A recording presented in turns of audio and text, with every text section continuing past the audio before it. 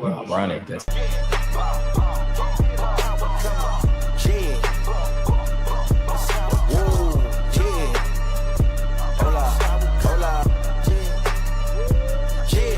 It's been a long time coming. They ain't come from my cloth, they tugging it. Putting up numbers, 99 pounds, and I still kept it 100. Yeah, it's been a long time coming. They ain't come from my cloth, they tugging it. Putting up numbers, 99 pounds, and I still kept it 100. Yeah, who don't play, play, play, play. Who don't play, play, play, play. Who don't play, play, play, play. Who don't play, play, play. Who don't? Long time coming. Black on the bottom of my feet from running. Cataracts under my eyes from hustling. Going from buying and selling to customers. Run up the business. God is my witness. Sun up to sun up from Monday to Sunday. We maxing our limits. My mind running like Tom Cruise on an action movie. Moving the mission. They say that I'm tripping. I've been told I need a vacation. I'm finessing the visit. First class, my feet up high in the air on business. Yeah, on business. Yeah. Welcome to TSR Live. I'm one of your hosts, Tone Capone. Roomies, are you ready for a good show? I know I am. Oh, yeah. And a good show indeed, honey. I'm your other co-host, Roomies. What up? It's Kiki. And you know it's time for you to hop in that chat, honey. We got a lot to discuss, and we want to hear from you. I already know. It's me, your boy, Zach Boog. I'm your other co-host. And the thing about TSR Live is you never know who gonna pull up, okay? From celebrities to reality stars. Hell, your mama, anybody. They may be in here. We getting it in tonight. Welcome to all the moms of the room. Yes. What's happening? So if you're ready, let's go ahead and get it.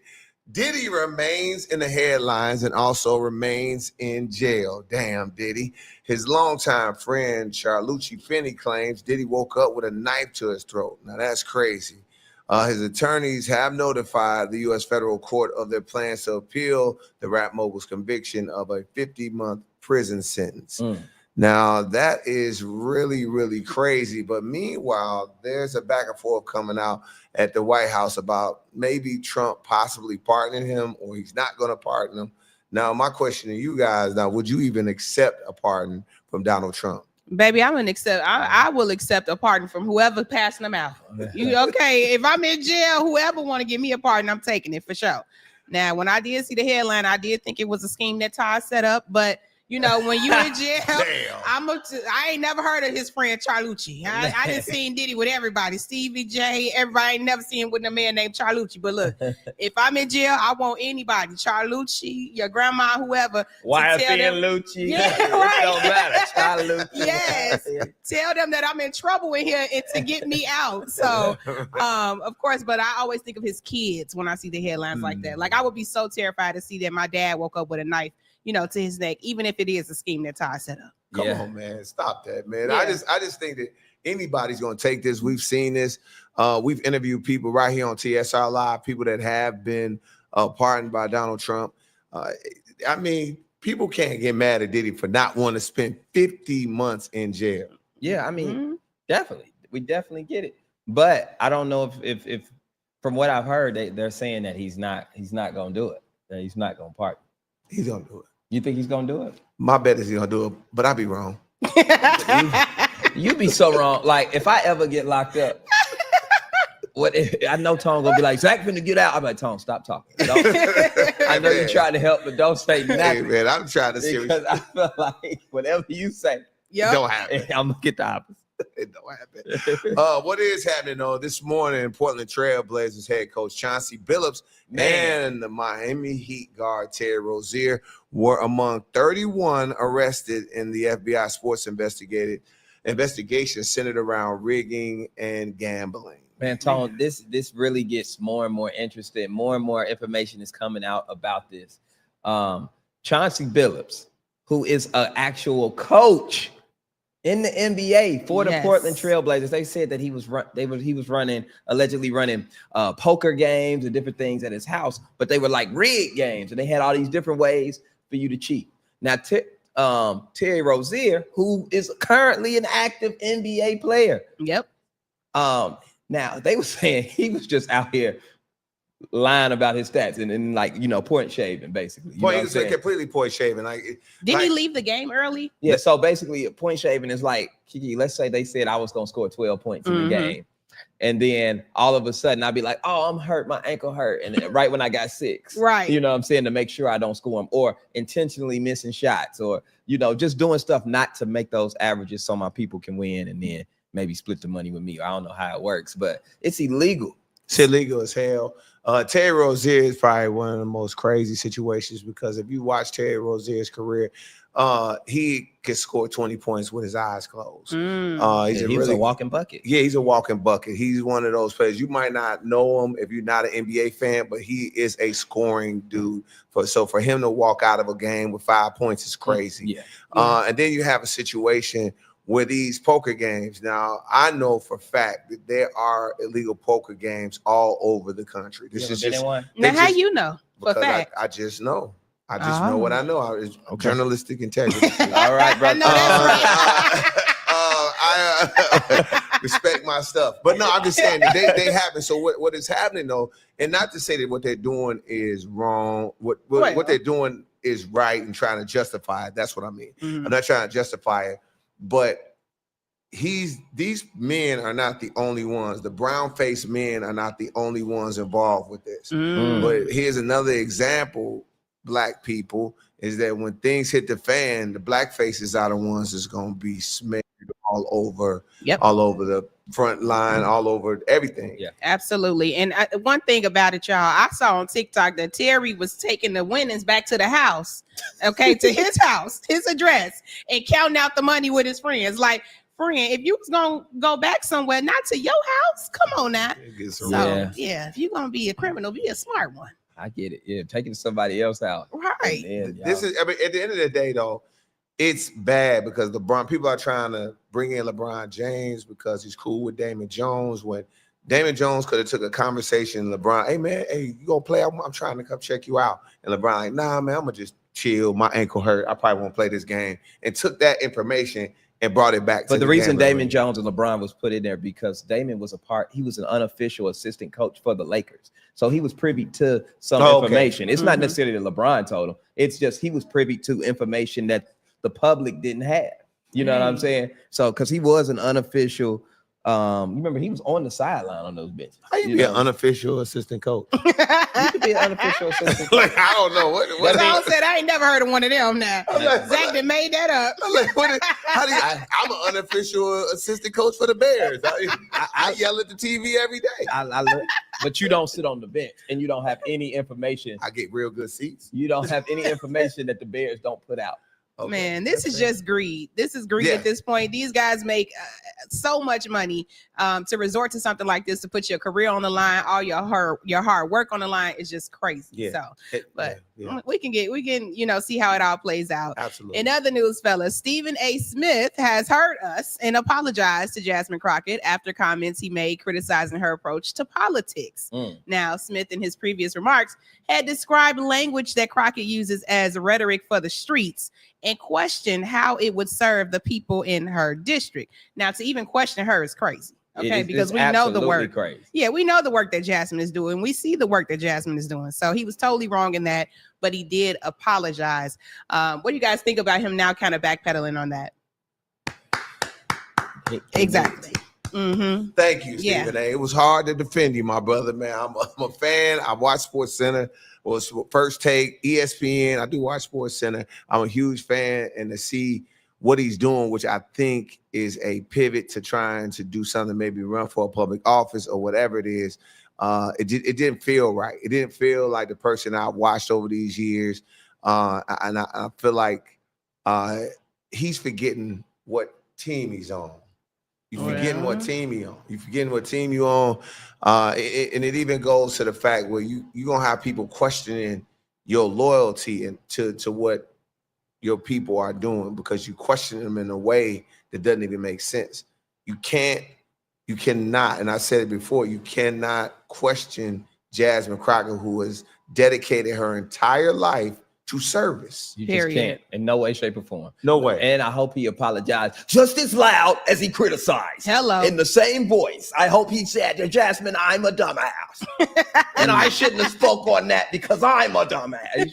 I don't want him to go in there all, I shouldn't have. No, be just as loud and just as as you do. I Okay. hope he did it the same way. And every time you play with a black woman, your line ain't gonna go back. Okay. Now, Why anyway, do y'all keep talking about people's lives? baby, have you seen it? I've seen mine. Tone, you don't have one, so you're not.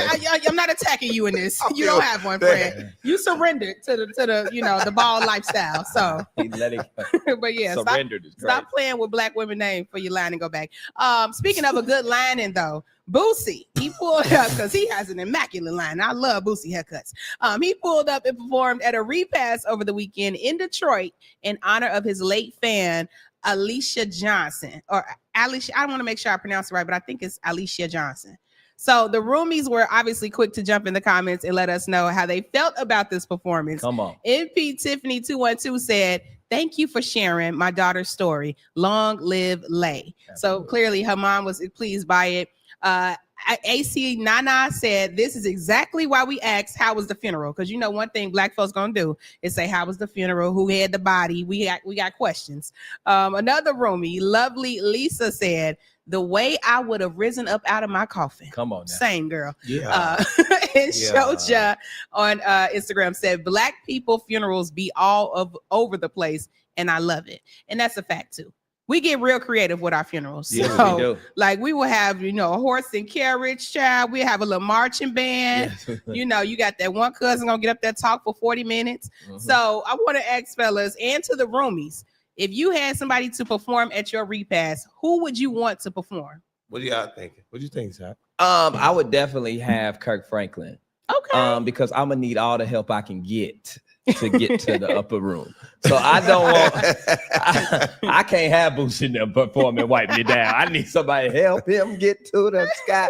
I need somebody on my side. Kirk Franklin, Fred Hammond, Mary, Yolanda Adams. I need somebody who's gonna help me get up there. Yeah. What about you, Tom? If they haven't gone before me, Jay-Z or Jeezy.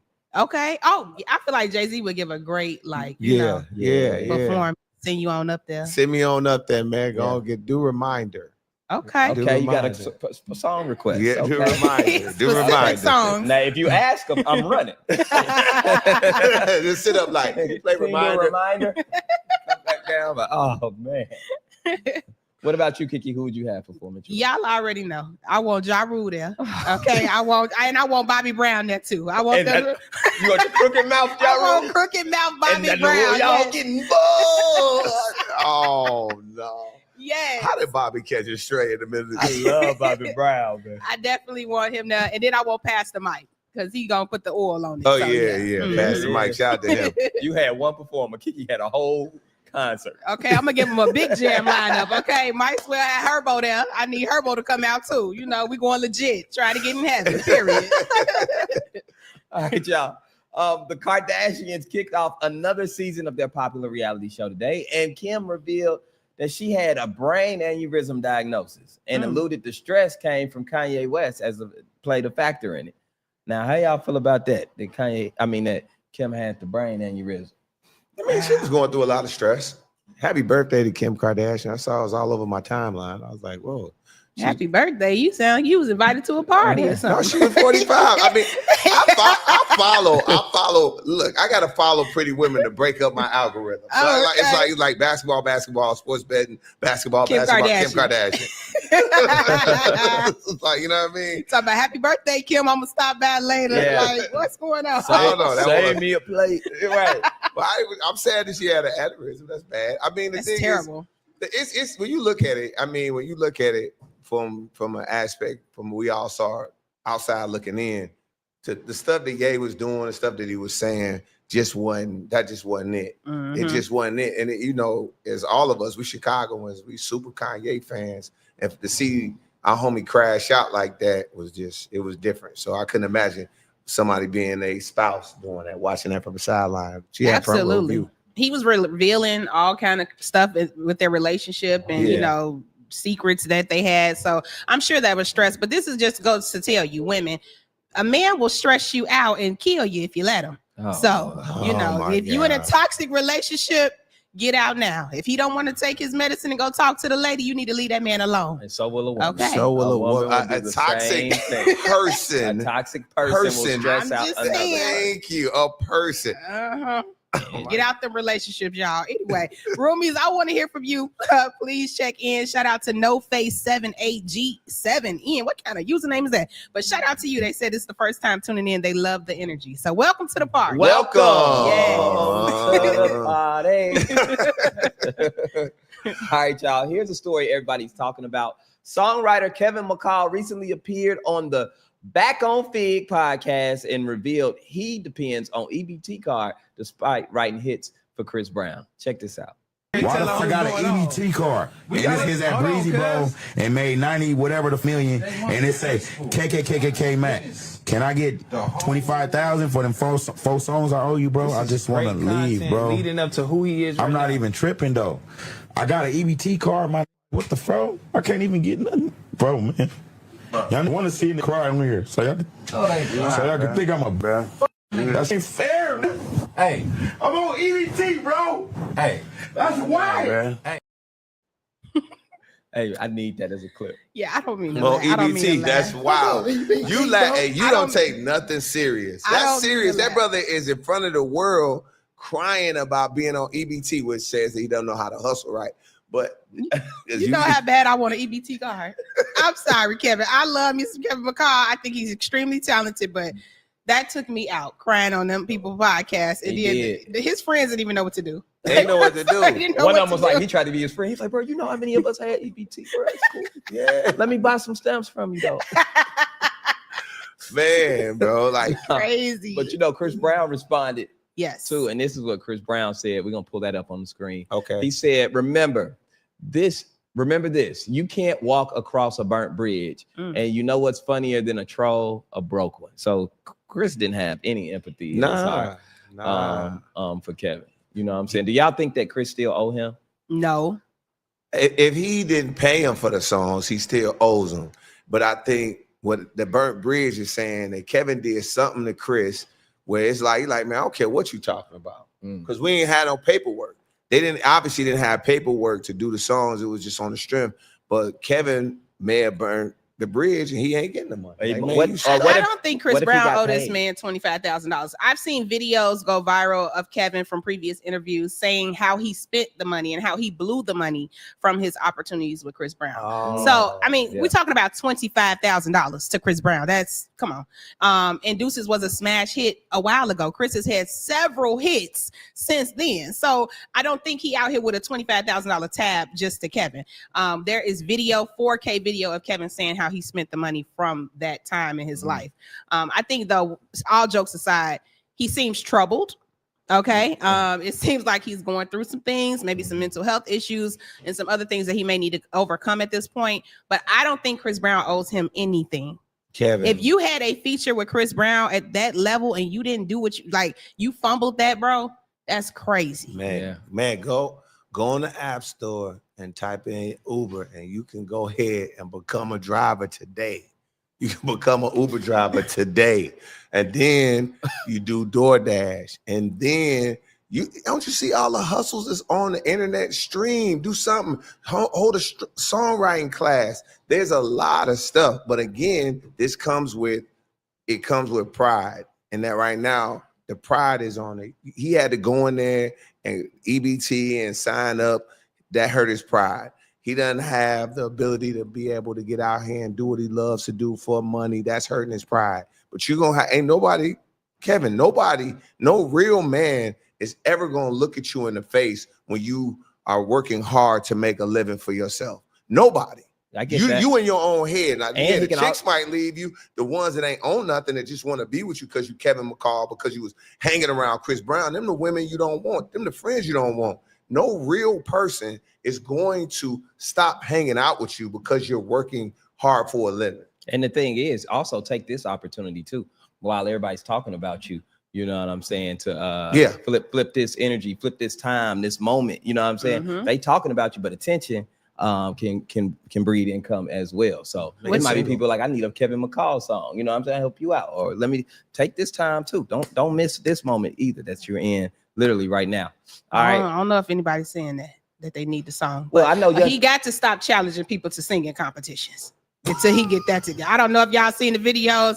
TMZ ran up on him. He started singing Chris Brown record. Let's stop doing that. Okay, and let's talk to the lady and get ourselves together. I heard Rockstar got him an apartment. Shout out friend of the show, Rockstar. Shout out to So we That want to man see him on his he feet, can but get let's a stop little- doing that. He can get a little reality show. Something, He in yeah. the drama right now. You know what I'm saying? Yeah. Like he can get a little bag. Is what I'm trying to say. Something, yes. All I'm trying to say is you can get off them stamps. Now Don't get off the stamps until you got to. Though. you can get off them Run, stamps. no, You run can get the off stamp, run the stamp play as long You as can you get off can. them stamps. I cannot with these two. You know? Run the stamp play as long as you can. Yeah. You can. It's bar. I just, you know what I mean. Like at the end of the He day, ain't getting that much stamp. Because when you're a single man and don't get that many, you don't get that many stamps. you don't. Now you gotta have kids. Now if you got a lot of kids, you can get them stamps. You know what I'm saying? I got a little stampology. I know a little something in stamps. Well, can I buy some? Okay. I ain't got my. Let me tell you something. We'll talk off camera. Don't You ain't don't finna- get a Fed case. Right, now, right. man. Fed case on me. Nuh-uh. Uh-huh. All right, guys, let's go ahead and bring in our first guest. All right, get their take on this whole thing. Joining us now, a singer, songwriter, record producer, third generation member of the Winans family. Let's bring in Juan Winans. What's happening? Yo, what's going on, y'all? What's up? Why? Juan, what's good, big dog? Yo, what's going on, people? First of all, I gotta preface this because I don't want people looking at this thinking I'm crazy. Yo, I've been watching this whole thing, and that's why I'm already laughing because I'm not just like losing it. I've been watching this whole thing, and maybe y'all don't know that, but I'm keeping up. And Kiki, you done diagnosed this man. Like he's got a mental health issue. I'm like, yo, hold on one second though. Pause. Does he really have that? Yo, What I say? I don't even remember what I diagnosed him with, friend. I just be also, talking and on this also thing. Stepology, that's brilliant. Because I was gonna say, Stepology, when we get off of this, I ain't never been on the EBT, thank God, the step, but put me up on game. So maybe Yes. if I happen to fall into some hard times, I know what I'm doing. We'll help Man. you. We It's got you. step math. You know what I'm You saying? a Two for Winans. four. You ain't falling on hard Winans, times. you are all good. Yeah. You definitely got some places to chill. You know how much favor the Lord got on your life? Okay. We gonna Listen, stand that's- next to you. That's real talk. God's favor is real. So I appreciate Absolutely. it. Yes. So Juan, as a songwriter, what's your take on the whole Kevin McCall wanting more, songwriters to get their residuals and just the whole thing going on with him and Chris Brown? What's your thoughts? Listen, I'm a huge advocate for songwriters and producers and musicians. I spend a lot of time doing work for that. There is a pretty consistent way that this gets done, and I think you hit the nail on the head, Tone. Is that clearly the paperwork may not be in order because I'm in sessions with people, and my hat is off to Kevin. He's got a brilliant pen. I don't know him or Chris personally, but I hate to see brothers beefing in the streets, especially. But what I will say is when you do these sessions, typically before you even walk out, you've already signed a split sheet, because what happens is a song goes up and then people get amnesia about their contribution to the song. And so when we get a hit, we don't want to be talking about, no, actually I did the bridge and I did this. It's like, no. This is the last for your social security right here and your signature. And this is what you agreed to 5 months ago. That's typically how that works, especially when you're working with an artist like Chris. Now, to y'all's point, they got a lot of history. So maybe it was just on the strength of the relationship. We already worked together. Even still, I think that this is a lesson for everybody. Paperwork really does preserve friendships. That's been my experience. When you do it, you get the numbers down. You don't have to have these conversations later. Yeah, paperwork has no amnesia. No It amnesia. does not. It does There's not. no Right. amnesia. That's the safe way to do it. Put it in black and white. Now, I got to get your thoughts on this one. What about secular artists being nominated in gospel categories? You come from a gospel family. So when you see this happening at the award shows, what is your take on it?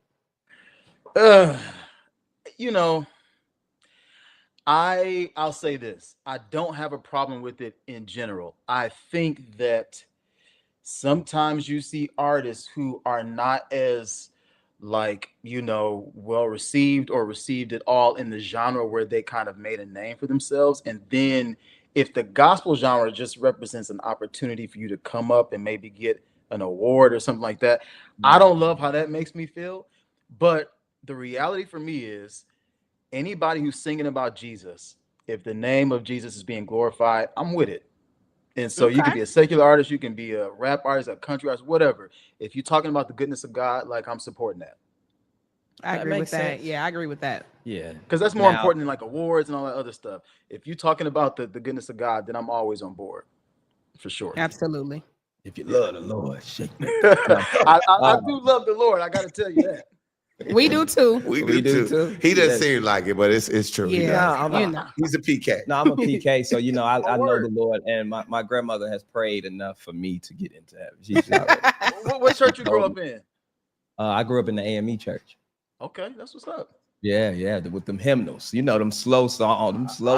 I know him. Go to sleep. Yeah, I'm gonna lay down my burdens. Come on, Medea. Down by the river. He was clearly a baritone. Yeah. He was a baritone since he was 6. Now, Juan, your family is multi-generational hit makers. You know, so many hits your family has made. Out of curiosity, what's your top 3 favorite Winans songs? Oh, bro, you can't do that. Come on, man. Sheesh. Yeah, that's a tough one. Top 3? Yeah. I'm gonna say so. Tomorrow, my dad Carvin wrote the song Tomorrow. I think that's still, you know, after 40 years, whatever it is, it's still a brilliant song. I would say BB and CC, Addictive Love. Okay. Still a great song. And then I would probably say the Winans, Trusting God.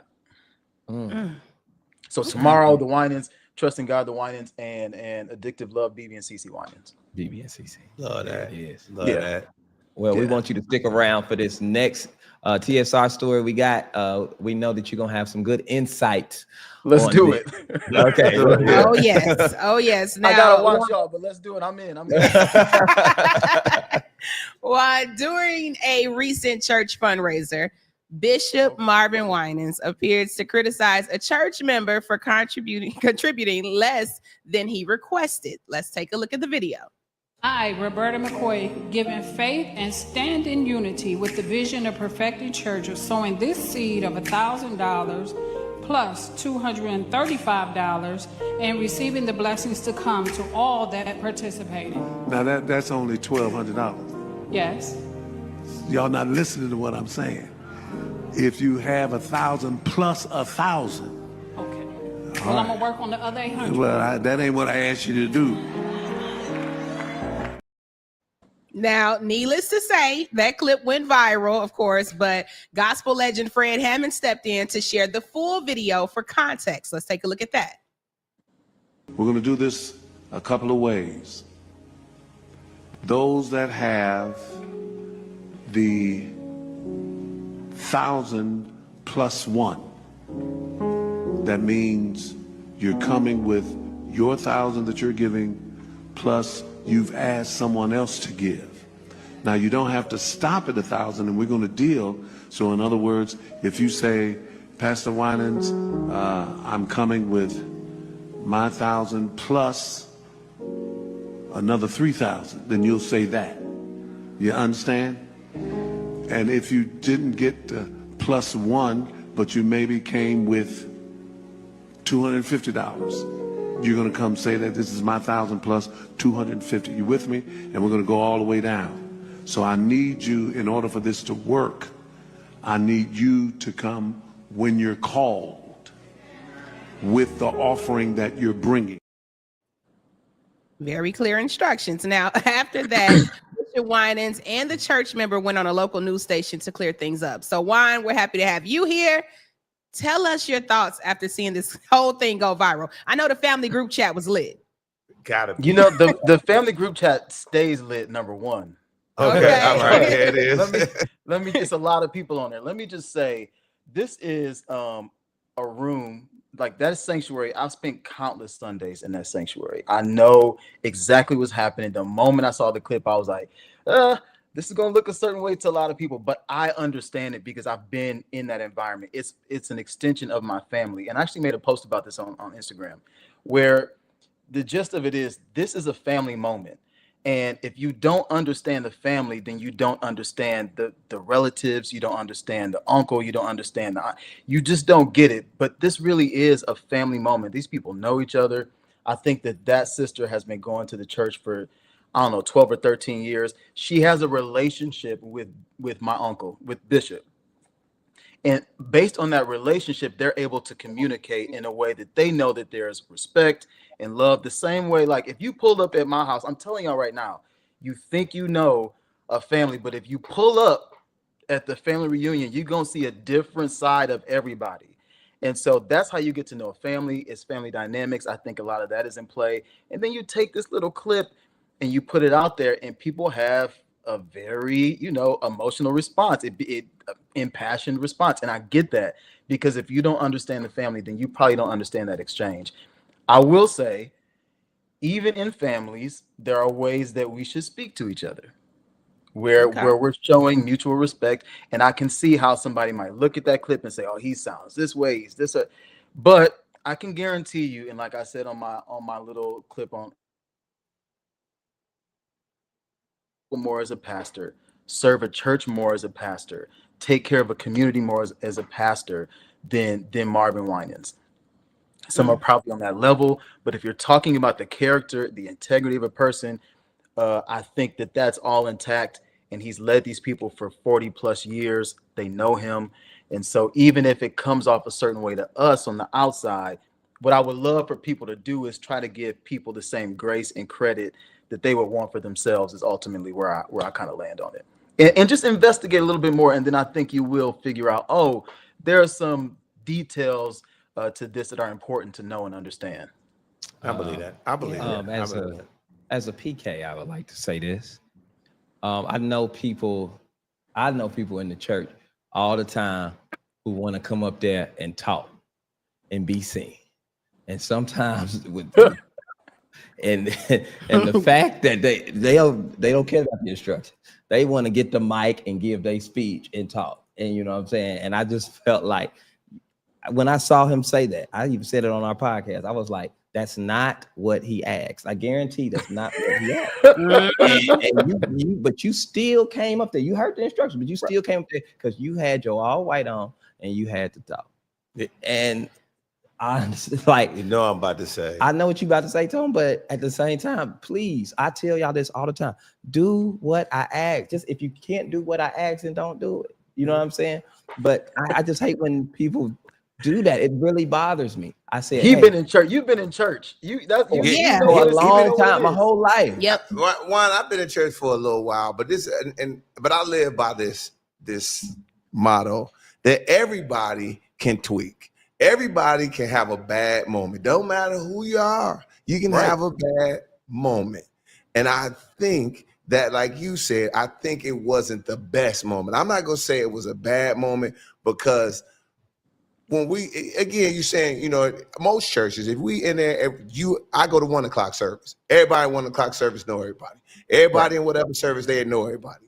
My point is, when you're dealing with money in church, to even with the people that you're comfortable with, it still has that, I guess, the tender foot, if you get what I'm saying. You gotta always remember that everybody's money's a little different. The way that you ask, and that's one of the main things we all know that hangs over people that don't go to church when there's money involved. I don't go to church because they always want money, but they don't understand. They don't understand what tithes and seeds and all of that. They don't understand it. So I just think the way it came off, if he had said like, all right, sister, but that's not what I asked, and kept it pushing, the way it came off, it looked bad. That's all I'm saying. No, and bro, listen, I'm not disagreeing with that. I've been in church my whole life. I've seen it. I understand the tone and the tenor of the moment. However, you're also talking about somebody, and I love this about my uncle, but it's a thing. I've been on his phone like, hey, I got to do this. How you do that? Like I'm some sort of like tech wizard. I'm not. He's just not living his life in that way. You're talking about somebody who's just not used to everything. Before he probably got to his office, this was already out there going viral. And now you're talking about somebody who has to adjust, and it's a massive generational divide. Like, oh, I'm talking to people who know me, but now y'all want me to talk to the whole world. And that's a big adjustment. It's like, I know I say things. I'm gonna be honest with y'all. Maybe y'all do, maybe y'all don't. We're gonna see if y'all gonna keep it 100. But when I'm with my people, I might talk in a way that they understand because they know me, and I don't have to walk on eggshells. I don't have to have this public mindset when I'm in private. You should be able to enjoy that. Now, I do think that the church is obviously a public space, but again, this is family, and this is an extension of a private moment, whereas it's a church family. I respect that. Yep, I said the same thing on our podcast. People need to stay out of church people business because y'all don't never want to share the clips of people blessing folk, paying bills for folk, going to court with your uncle. You know, they'll never want to show that about the bishop, but they want to pull this little clip. And I'm glad that she joined him on the news to kind of explain further what happened too. Now, because she loves him and he loves her, and that's the relationship. And that's the thing I hope people, especially this is the other thing, Kiki. Like, people love talking about the church, but don't never go.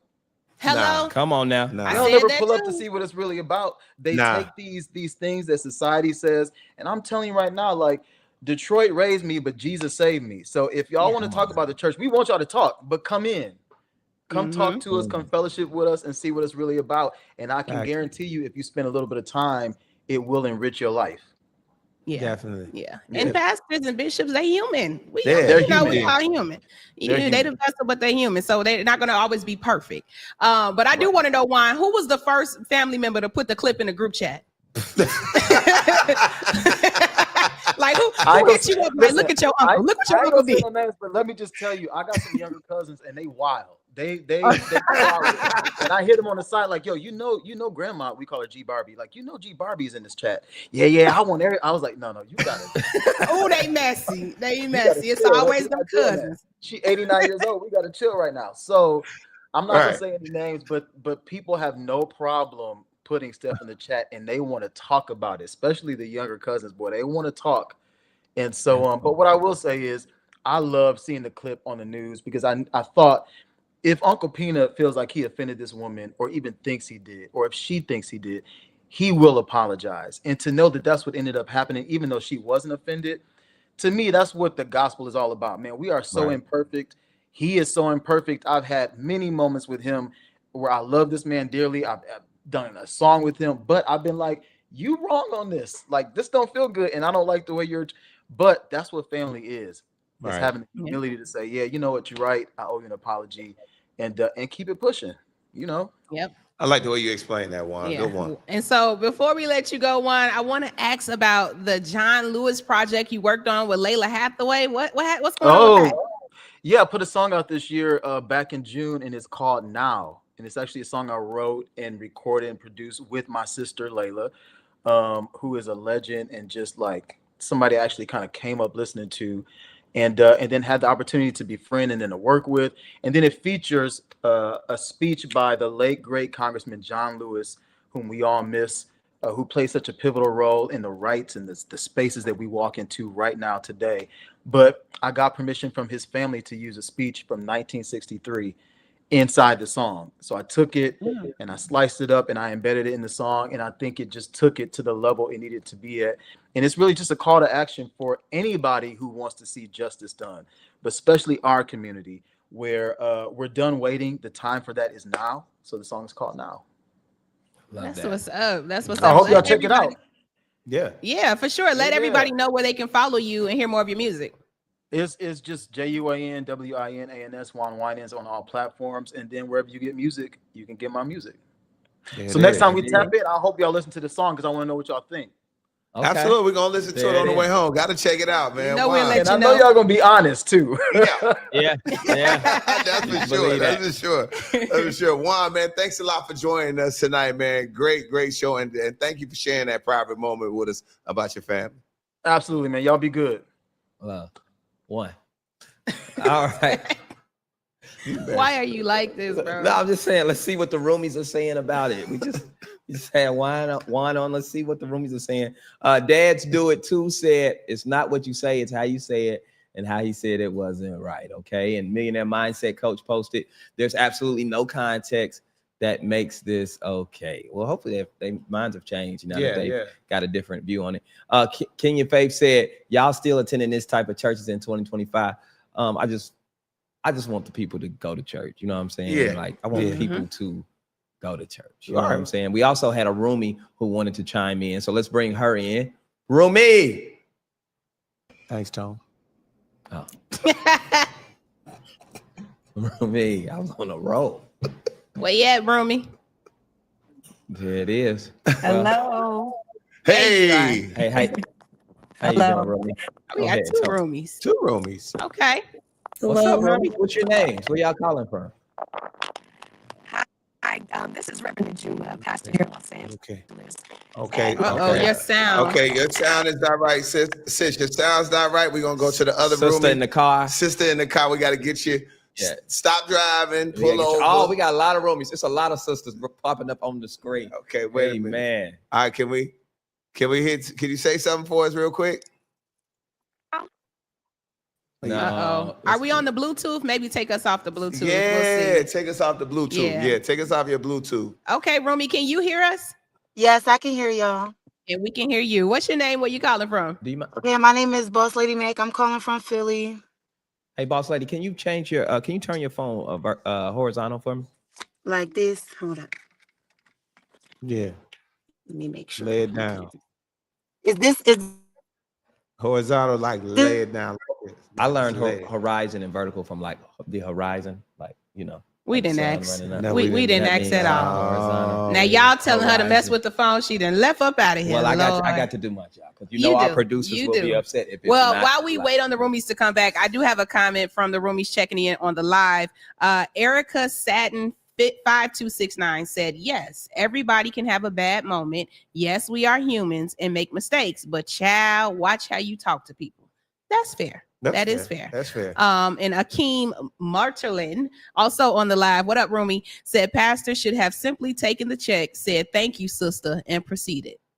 I don't get it. know. I just feel like y'all too sensitive sometimes.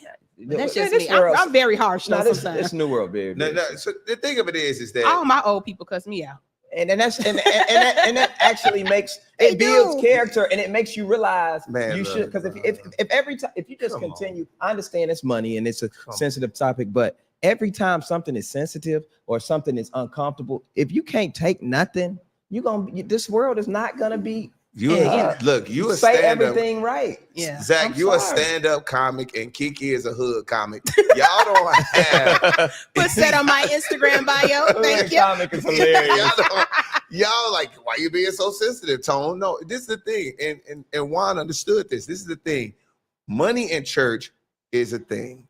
So, and like you said, his uncle, he's not thinking, he's talking to family. So now he's going to know things that he says, he's going to be able to curve that. So I respected that answer, but it's always in anything, in my opinion, how the message is delivered. What about directions? You ain't wrong. You ain't wrong. What about Roomies. directions though? What about following directions? Simple directions. Hooked on When I call you, Zach, if come somebody up there. makes a mistake, when you ask them You to correct follow, them. You correct them, Lord. but the way that you correct them is also a thing. He didn't yell at him. He did. He just said, "I didn't ask you for that." That part. All right, All right, Roomies. We want to bring you on the show, so make sure you keep on commenting those on the live now. Yeah, for Yeah. sure. We'll There it move is, on. y'all. Open AI. Okay, it has blocked a tool that was creating inappropriate videos of Martin Luther King Jr. They had Martin Luther King in a do-rag with gold teeth, stealing from the grocery store. It was absolutely craziness. I saw some crazy Martin Luther. He was wrestling. They had him as a wrestler, and the company acknowledged the King's estate issue with it and agreed the video generator had created disrespectful content about the civil rights leader. Now, I want to ask you guys, should AI be able to use your likeness without permission? Absolutely not. Nope. You know what I feel about AI. It's time to unplug it. Like, it's cool to use when you trying to write an email or you trying to be sneaky or something. But like, other than that, we don't need AI to be making videos of us, replicating our features and saying things like that. We absolutely need to put a stop and put some regulations on AI. It has gotten completely out of control and we putting ourselves out of jobs. Yes. Yeah. Like, why are we doing that to ourselves? It's so dumb. I love AI. I'm not gonna lie. AI is probably one of the best things that I've seen, but this is using it for the wrong purpose. Okay. Like AI's taught me how to day trade. AI helped me hook up my stream. AI has taught me a whole bunch of stuff. It sounds like all stuff you could have did on YouTube. The sports betting is getting better. No, but AI, once you start talking to it a little bit, it learns you and it'll understand how to give you the right directions. Now, the thing of it is when you're making these, you're using it for the wrong thing. We are taking ourselves out of jobs. Yes. But you still have to do, it's a certain thing. How can I say this? AI can only do what you tell it to do. So if you're not able to give it the prompts and tell it the way that it'll spit out a different answer for you or for me if you don't know how to use it a certain way. Absolutely. But what I don't need is you wanting to get creative on a Friday night and put out a video of a fake Kiki talking and it looked like me, it's speaking like me. That's a problem. We need some regulation there. And out of all the people to play with AI, why would y'all play with Martin Luther King Jr.? That's crazy. Nat, please don't piss me off. That's we need to stop. Brother. He should be mad. Unplug AI. I am very upset about the disrespect of my fraternity, brother. But Tone, let's bring in our next guest. Absolutely. Let's do it. All right. Joining us now is the founder of the Onyx Impact, Esosa Osa, and content creator Consciously. What's happening? What's up? Where y'all at? What's up? Man, going good. Is it loud? Can y'all hear me? Yep. No. Say something else. Can you hear me? Oh man, you got me on there. That was cool. Where's Esosa? Where's she at? Where we at? Let's get her on here. Okay. Yeah, she is. Hey. How are you? I'm good. How y'all doing? Good. Great. Let's just jump in and both of you guys can ask a question, answer the question. Should AI, just simple, be able to use likenesses? Should it, without permission, just be able to generate it?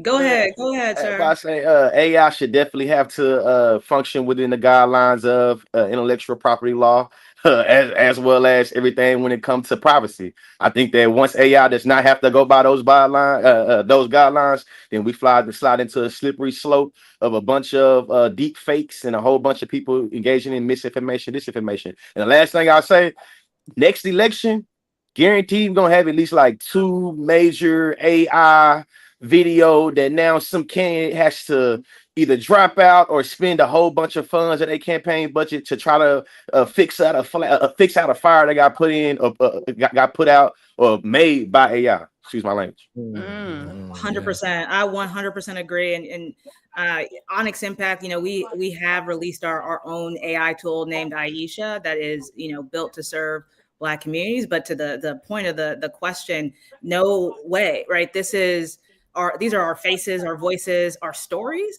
right? Like they must belong to us as opposed to, whatever Botox billionaire is trying to keep us out of jobs, right? And so we have to really understand that they are making billions of dollars off our likeness. This is digital theft, and that's going to have to be something we think about and understand moving forward. And so we have to be better at understanding and pushing back and playing this game.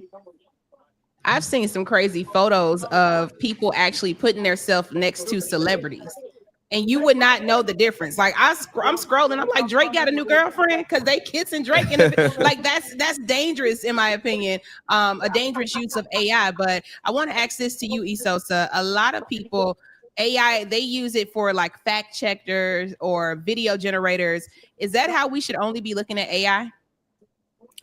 I think we need to understand how much AI can fundamentally reshape our lives. That is just the absolute surface, right? AI is reshaping what we see, what we believe, our own realities, and how we vote right now, right? And it is more than a tool. It is at this point a gatekeeper to so much information and access. So y'all were talking about prompts earlier, a phenomenal discussion. And one of the things that is most concerning is like, you say, you're a nurse with 15 years experience, you're an engineer with 10 in your prompt, put Black in front of those. You're a Black nurse, you're a Black engineer, you're a Black, see how problematic those answers become in the large language models we currently have, right? Based on what they're learning. And so if we don't find ways to control AI, it will control us, right? And we've got to make sure that we are building our own, supporting our own, and recognizing like the legitimate harms that you all have talked about that are going to come from this. Absolutely. Consciously, I want to ask you this. What worries you most about AI? Man, how it's going to be able to replace Black people jobs, Right now, Yes. a lot of these AI companies are uniquely using the likeness of Black people to push different content creators from seeing different music industries using the likeness of Black people. It's real live Black people that put blood, sweat, and tears into our craft, and they're able to now to really makeshift a Black person into, you know, pushing ads, into, you know, getting streams on music. Also gonna be into, you know, really getting into those administrative jobs and just recognizing that. And then the other part too, I think that the way that AI has a bad impact with the environment and with the clean water that we have, and especially when we start thinking about how these data centers are placed in communities, it's already seen as being exposable and disposable. We see what's going on in Memphis right now. Elon Musk has uniquely targeted a Black community in Memphis to make it where the data centers, when you want to go to Twitter and ask Grok the dumb question you asked them, yeah, some Black folks in Memphis is going to be uniquely polluted based off of all the CO2 emissions and all of the pollution data centers give. So they start thinking about how ChatGPT and all these other companies, like where are they placing these data centers at? Probably about Black folks. What does it do? It messes up the air, it messes up the water. What does this do in a world where we're trying to accelerate the way in which our community, society is dependent on AI? It doesn't do anything good for water and for air. So though I think there's a lot of things that AI can do, it can help you on research, it can help you edit, there are also a lot of horrible things that outweigh any small mitigated thing that AI can have. And that's something that we should always keep in the back of our minds. Man, I swear, just watch the Terminator. I'm serious though. Yeah. I mean, it's really weird. It's so weird how the Terminator is really starting to mirror like real life. It's really weird. Esosa, let me ask you this: what is the Blackout report? Tell the roomies. Yes, absolutely. Onyx Impact, we've released the Blackout report. It is the most comprehensive analysis that has been done to date of this the real world harms of this disinformation campaign to erase, distort, and suppress Black voices. We have documented well over 15,000 cases of actual harm happening to Black communities just this year. While they hide behind this smokescreen of DEI, right, this disinformation campaign around what this term is or is not, that doesn't matter, right? While they tell us that it's corporate classes that suck, they're stripping $70 million from flood protection for Black communities in the South, right? While they tell us this is only something that deals with white folks, what are they doing? They are cutting $31 million in funding for Black kids with asthma in low-income neighborhoods. They have cut $3.4 billion in the last 8 months from Black investments, right? While they call this a culture war, while they say it's something about corporate classes, while they claim it's something that's only benefiting some folks at the end of the day, the fact of the matter is who is being harmed right now is extremely clear. Mm-hmm. Now, your report, the report, it says this is not a culture war; it's a power grab. What do you mean by that? Can you explain a little bit more? 100%. Like, what is the point of this disinformation campaign, right? To use DEI as a smokescreen to erase Black progress. It's fundamentally about gaining illegitimate power and control.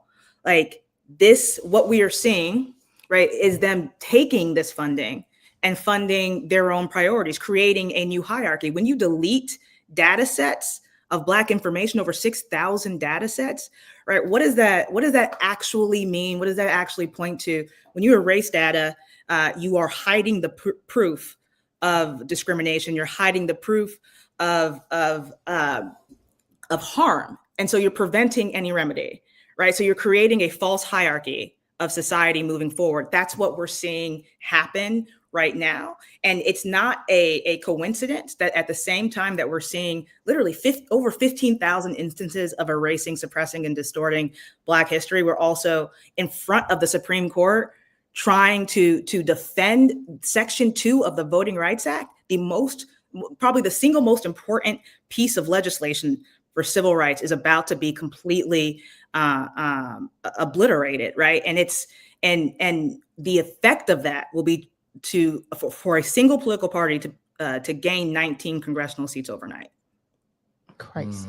Right. This is about illegitimate power and control.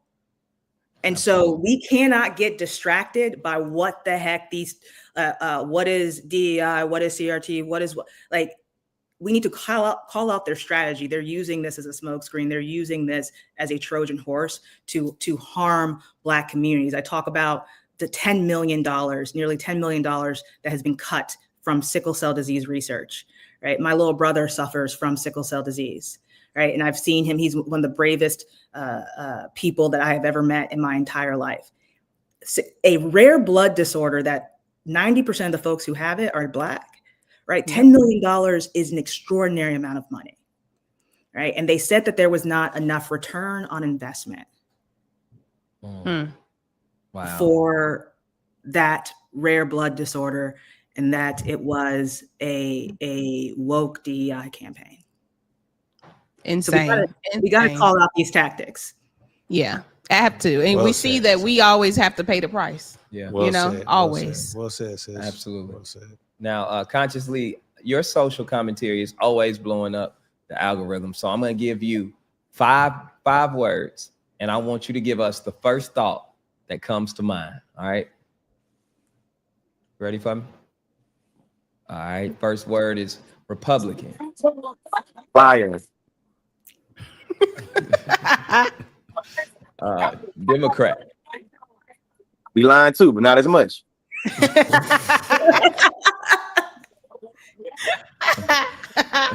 AI. Skeptical. Good word. Power. Necessary. Community. Key. It's key. We gotta have community right now. There it is. They appreciate that, bro. Man, both of you guys have definitely taught me some stuff in this brief interview. But Esosa, I want you to tell us how we can learn more about the Blackout Report, because of what you were saying, I definitely fell for the banana in the tailpipe pause, because I'm like, and you like, yo, like, what you were saying is erasing data and falling for the Trojan horse. I'm sure a lot of roomies are like myself and were like, yo, what is this? So please tell them how they can get in tune with you. Yeah, absolutely. And like, again, in this world of nonstop information, nonstop disinformation, I think, we're all getting got all of the time, but you can go, one thing we provide at Onyx Impact is receipts all the time, right? So you can go to blackoutreport.org, read the full report, get the full database, how we came up with each of those numbers, right? And go to onyximpact.org to find out more about our organization. But we are really focused on pushing out the truth and making sure that we do not lose this power and control. And just after that real quickly. When y'all go to the website, the reason why you go there is because we have to be able to fight these lies with facts. What happened was a lot of us got tricked into fighting against immigrants, and they took our money from our Medicaid, our money for our Medicare, the money for research of sickle cell and HIV and AIDS, and they gave it to ICE. So when you start thinking about all the Blackout Report, everything they documented, follow the dots, connect them. And what you'll see is that all the money that's been taken away from Black folks has uniquely been given to terrorize our communities right now. Don't forget that, especially keep that remembering when we go into midterm elections. Absolutely. Yeah. Absolutely. Well said. Well said. Thank you both for joining us. Roomies, I hope you enjoyed that as much as we did. Thank you. Appreciate it. Thank you all. Thanks, guys. All right, Roomies, let's jump into a TSR Great Debate. How often do you check on your partner? Trilla C says, if it's real love, conversation should be every day. Take a look. I'm gonna be real, bro. If y'all don't talk every day, that ain't your person. That ain't your person. I don't care. Every day. Like, if y'all ain't chopping it up at least one time a day, that is not your person. And I stand on that. Like, ain't no way somebody I love, somebody I care about, like, went through a whole day and I don't know what's on their mind. I don't know what's bothering them. I don't know what they may have had to deal with that day. I'm just moving around here doing my thing without a care in the world. Like, that ain't how that work. Like, we like somebody for real. Like, I want to hear what's going on every day. It ain't got to be a long, drawn-out conversation. It could be a quick 5-10 minute situation just to check in. Hey, boom, you good? You need anything? All right, boom. That's it. Like, we ain't got to be on the phone 10 hours. But if I love you, I care about you, we got to talk every day in one form or another. Okay, y'all almost fell out y'all seats when this video came on. Y'all so know. y'all don't agree? Zach, give me a beat. I got too much motion to be calling you every day and all the time. I do love you, but damn, I got motion, and that money that I get from that motion pays the bill I use to show how I love you. See how that sounds? Every time you got music behind you, it sounds good. It's that sounded terrible. I don't know what was going on. The music, it sounded that terrible. was great, Zach. Give me something. Now, I don't think what he said was that wrong. Okay, I think once a day is not bad, but let's hear what the Roomies have to say. Are we bringing in a Roomie to? It's nothing wrong with what he said, Kiki. I don't think what he said was wrong. The presentation gets under my skin. Yeah. Okay. Anytime podcasters have music under what they're saying, it just makes me mad. And you may be telling the God honest truth, but it bothers me. It does. It's a pet peeve of mine. That man ain't wrong. I'm not saying he's wrong, but when they put the music under it, and then they're like, "Yeah, you know what I'm saying?" It's just, I'm saying. It's at the end of the day. It's so finite too. It's crazy. He doesn't love you if he doesn't call. Shut up. Oh my goodness. What's up, Roomie? Hey. Welcome to the show. Tell us your name and where you calling from. I'm Erin. Hey, Roomies. I'm checking in from Philly. Philly. Okay, Yes, Philly in the building. Now, what are your thoughts on this video? Girl, I definitely agree with C here.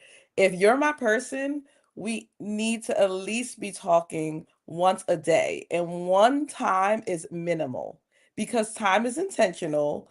Where no one is that busy that you cannot check in with that person that you say that you love and that you're building with. So definitely one time a day is the minimum for me, but there's no excuses as to not to check in. I agree. Now, fellas, Tone, as you mentioned, you got motion when you was, doing your podcast talk over the music. What are your thoughts on that? I'm joking. I do think you should check in, but then sometimes, life happens. Things happen. I mean, if I love you, you gonna know I love you. You gonna know I'm calling you. I'm telling you when something's happening. You calling me and you telling me when something happened. If for some point you don't call me in a day, it's fine. Oh, really? It's fine. I'm okay with that. I'm not really because your partner. You're in a relationship. You haven't heard from her all day. Okay, cool relationship is different. Dating, but I get it. Yeah, your partner. I don't think so. I probably. Yeah, you're right. That sounds like Stephen A. You Smith. do. Sorry about that. What about you, Zach? You got to call me every day, and if it better be more than once. If I just talk to you once, I need to talk to you morning, and I need to talk to you night. Okay. And noon. I think, and noon is really what you should once we, I think it should be a noon in there too. And I'm not saying every time I'm talking necessarily isn't a long conversation. It may be short. It may be a text. You know what I'm saying? It may be a quick FaceTime. Mm-hmm. It may, you know what I'm saying? But you just do need to be checking in. I think one is too little. You know what I'm saying? Somebody just talked to you once and y'all in a real committed relationship. I think that's a problem. Okay. So multiple times a day. I agree with that. How many times unless you're out of town. Mm. Now look, she the one got the ring on her finger. She got the ring on her finger. How many times you talk to Big Tim a day? It depends. Our text thread it's very simple. You hungry? What did you eat yet? What we eating tonight? What you bringing home? It's we're going to check in. But see, I have a location. So as long as I know where you at in the world, I don't really need to talk to you all that's day. Not the same thing. I need to know where you at. That's it. As long as I can spot you on the map, we good. I don't need to blow your phone. That is not what we talk about. I'm just saying what worked for me. I don't need to necessarily be on the phone. I got stuff going. I'm like, Tone, I got motion. I just need to be able to see you on the map. Where you at? You where you supposed to be? All right. That's what I need to know. But you mentioned, Zach, being out of town. What are the rules for being on the trip? Oh, because I know that's different. No, the trip rules. Being out of town, I feel like, especially if it's a work trip or you working or something like that, you know what I'm saying? Or you with your friends. I never want to be the guy that's blowing my chick up. Okay. I never want to be that guy.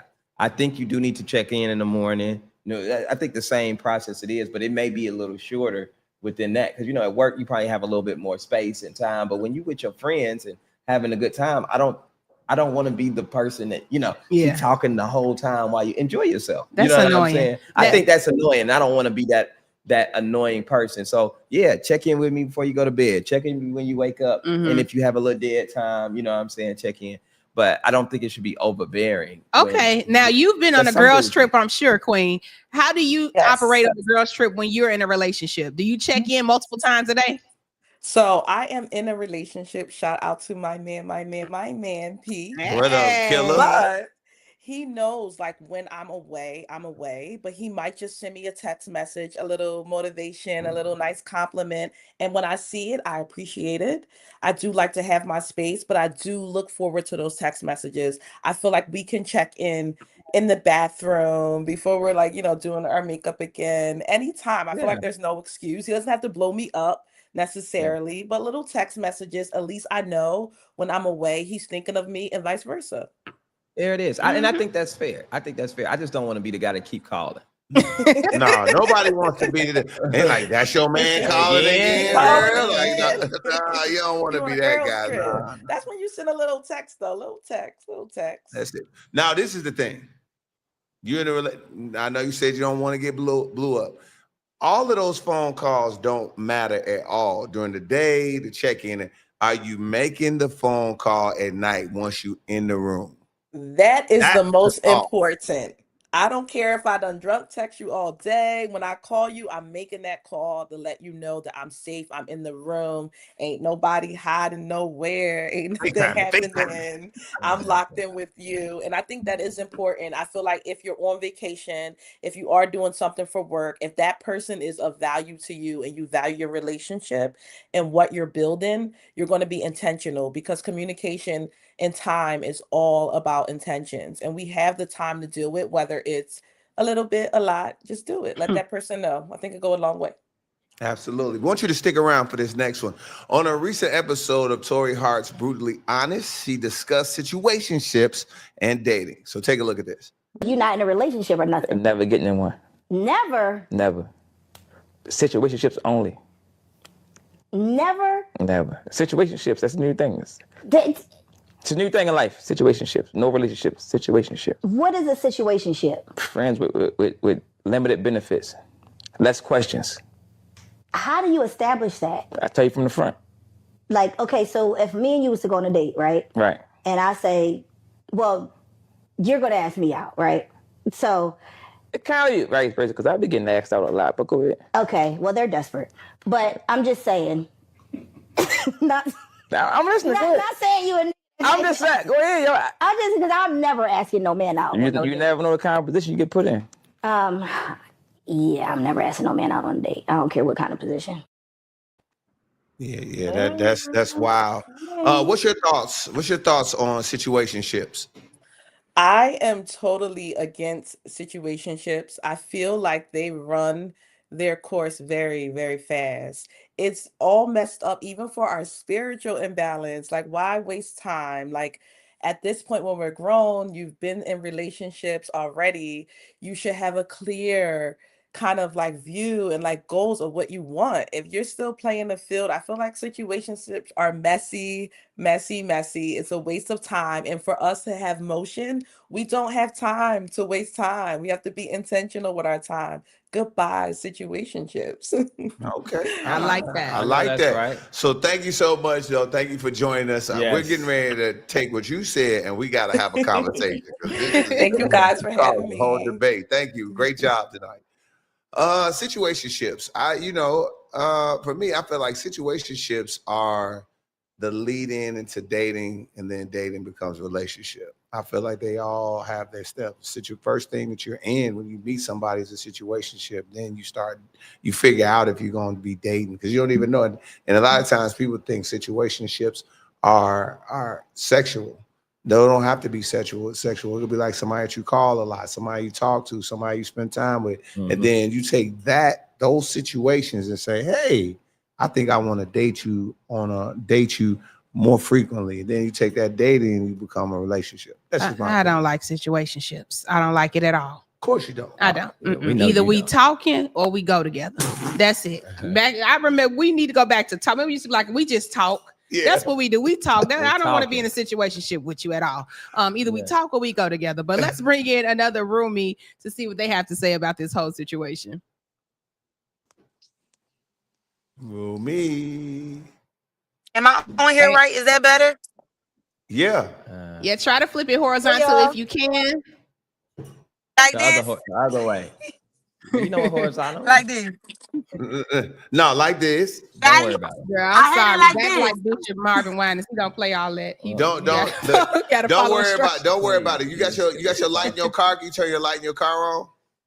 Just follow. Yeah, I'm gonna have to get closer so you can see me. Can you see me? Okay. Yeah. There we go. We on the shade room. We want to see you. So, Rumi, what do you think Hey, about roomies.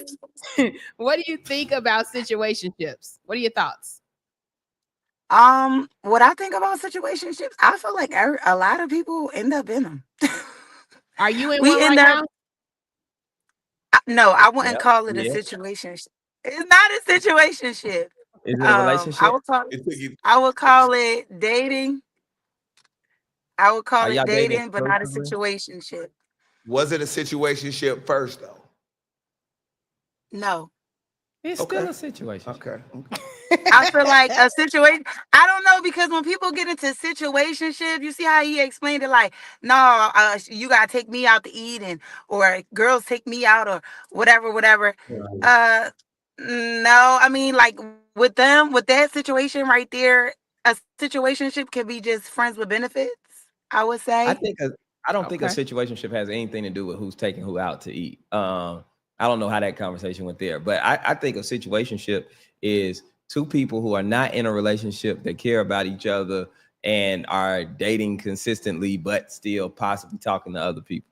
That's a situationship. So are you, because you know, all women have that person they call when they drunk.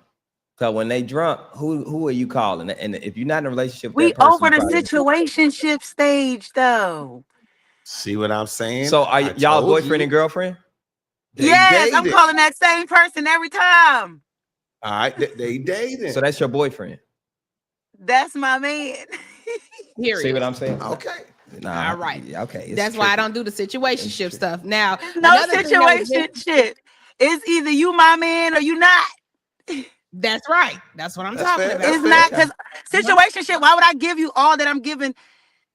Why would I give you all? Like, a situationship is like, that's a waste of time. You got to be somebody to say to yourself, I'm not dating, or I'm not taking nobody serious, and you just gonna have to rock with me right now. That's what it's gonna be. That's a situationship to me. A person, you know for a fact, once they tell you from the jump, I ain't ready to settle down. I ain't ready to be in no relationship. They letting you know right now, we cool kicking it, but I ain't trying to be all that with you. That's how I don't know if that's the case. That's a situationship. I don't know if that's the case. I mean, like, for me, like, I learned getting in relationships fast. I was a king of getting in relationships. Like same thing like Kiki. Like, yo, we talking, and then you my girlfriend. That's right. And what happens is you bring in a lot of BS in your life that way. And you really haven't had the opportunity to really vet somebody out and see if you or her are even compatible on a long-term situation, which is okay if it don't work out. You know what I mean? Like, that's the thing. I definitely was the one that jumped into relationships fast. And there's a lot of things that I let in my life that should have never been there. Come on now, talk to her. You done talked her out the screen, boy. Yeah, boy.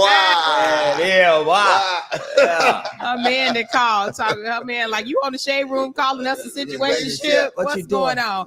But another thing that was mentioned in that interview, guys, was a woman asking a man on a date. How would you feel if a woman asked you on a date? I'd feel honored. Okay. I would feel honored. But if she asked me for a date and we've never been on a date, I would go on that date, but I would pay for it. That was my follow-up question. Yeah, I would definitely pay for it the first time. Ain't no woman finna pay for me. Even if she requested the date. Even if she requested it, absolutely. Like absolutely. A gentleman. In the first few times I've been out with women who have tried to pay, and I'm like, nah, it's just the gentleman thing to do is to pay at least the first few times. And then if she wants to do something, or maybe let's say we do go on a date and we go to dinner and then we go get ice cream afterwards. And she's like, I'll take care of the ice cream. You took care of the dinner. I appreciate that. And I'll let her do that. You know what I'm saying? but it's always going to be the lesser thing or not at all. All right, Tom, what about you? You paying? I mean, if a woman asks you on a date, are you offended? No, I think I'm gonna get some. Oh, all right. All right. All right. I'm like, yo, you asking me on a date? This is a for show. This is slam dunk. Wow. Wow. Like, what you mean? This is slam dunk. Lay up.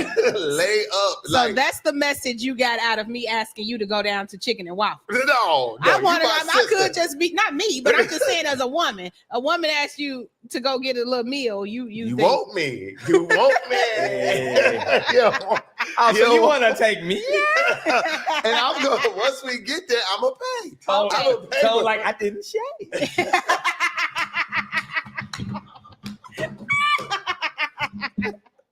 You got to take an everything shower first. Like, hold on. Yes. Let me freshen up. He at the door, ready for his date. Ladies, you see how it can go one way? You might just want to go have a meal. Now this man that got a fresh wax. This is crazy. I don't even know what to tell y'all with that. I don't even know what to do with that. Okay, but let's move on to this on the latest episode of Everybody's Crazy, the podcast with my girl crush Savannah James. She brought up red flags when it comes to relationships and social media. Let's take a look. And I read something that said that people who put their relationships out for people to see are usually the most insecure and not as safe and solid relationships because they're looking for validation from everybody else to say, this is a relationship goal. This is, oh my God, y'all look so cute, whatever.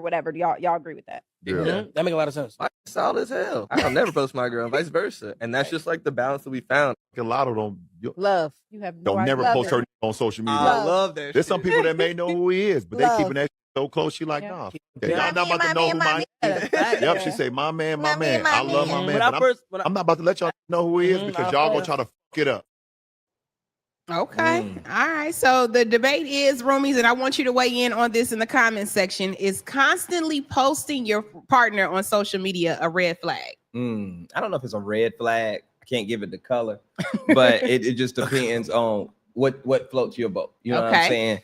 In my experience, I don't plan on posting my personal social media again. Again, because so much misinformation comes out of the relationship. If it ends or something changes, you know what I'm saying? I think I'll post my wife, but before then, it will not be posted because it's just two people be too into what you got going on, and a lot of people try to mess up what you got going on too. Girl, I heard he doing this. It's just like, why are you even invited in that? Nah, I'm not posting that. No relationships. Some stuff got to be saved for your wife.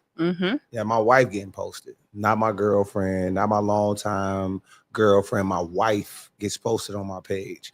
So by the time my wife, it don't even really matter. She already know that people crazy. She not worried about nothing but like relationships, especially how fragile the relationships be in the beginning. Man, them comment sections will mess you up. They surely will, but some people, you have those couples where they post each other every day, all day. My man, my girl, my girl. Them be the most day. cheating toxic relationships out there. Yes, they always cheat. Facts. And if you're gonna post your relationship with your partner, listen, it's all up to you. You know how y'all know how I did. Like Cardi say, ring on my finger, you ain't going on my gram. But Tiki, I do want to ask you a question about that. What? Because for the Roomies who don't know, Kiki did not post her man. She is engaged now, so she's done it.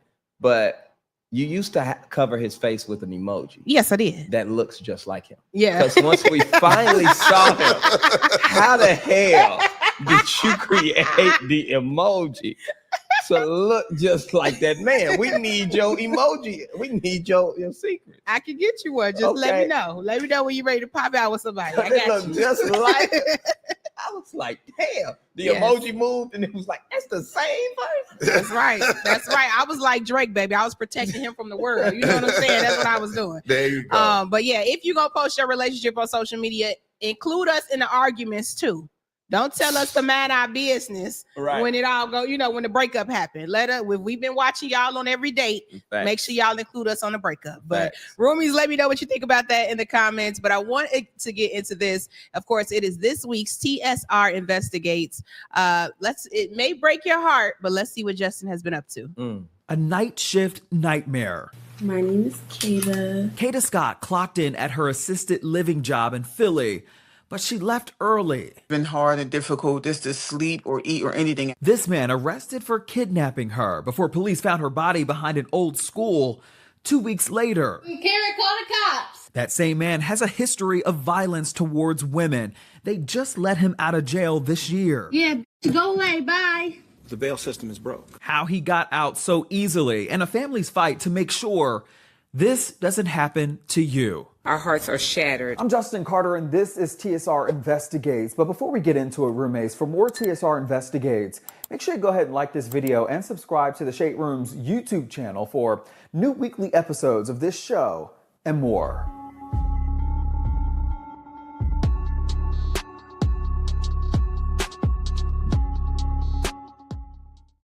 And as you can see, it ended in tragedy. So Ladies, It's a heartbreaking story. Ladies, be careful. As a girl dad, I got a grown daughter. That's one of the things that I worry about the most with my daughters, because it's a lot of crazy dudes. Most of you, and I tell fellas, like, if you ever want to hear like some real scary stories, talk to a woman. They got some real life scary stories, man. Yep. So of course we'll be checking in with Justin, and if you want to see the full episode, watch it on the TSR YouTube page. So we've been everywhere tonight. We've been everywhere, and we didn't discuss everything. But we will be back next week, Roomies, with more Shade Room headlines, debates, and trending topics. And make sure you like and subscribe to the Shade Room's YouTube channel so you never miss exclusive Shade Room news and interviews. All right, y'all. Remember, represent the culture with excellence. Woo woo. Woo woo.